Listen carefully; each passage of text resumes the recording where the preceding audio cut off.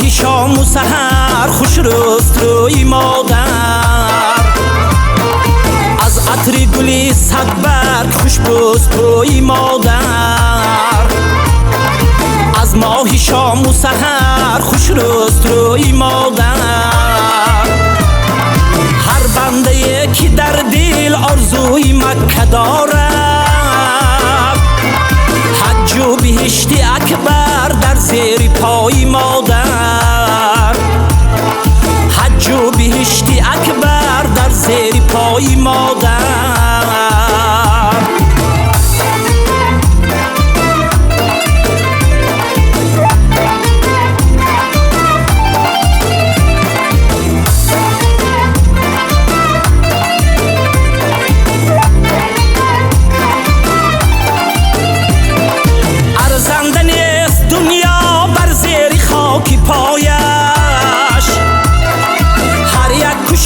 شکار دستی دعای مادر، هر کس نداند آخر قدری محبتش را،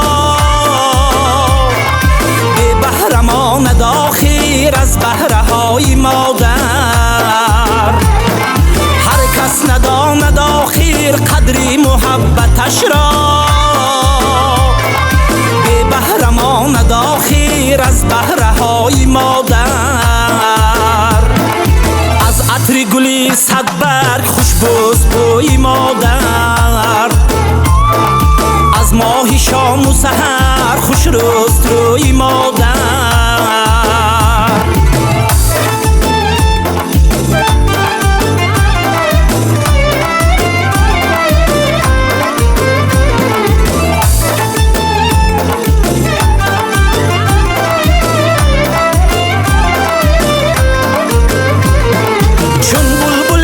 شاخه وصفش می نمایم، از جان و دل سرایم هر دم به وصفی مادر. هر مصرع سرودم از قلب و از وجودم، جان و دلم فدای هر خنده های مادر.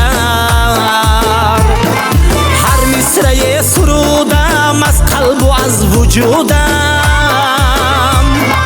جان و دلم فدای هر خنده های مادر. از عطر گلی صدبرگ خوش بست بوی مادر، از ماهی شام و سحر خوش رست روی مادر. از عطر گلی صدبرگ خوش بست بوی مادر، از ماهی شام و سحر خوش رست روی مادر. هر بنده که در دل آرزوی مکه دارد،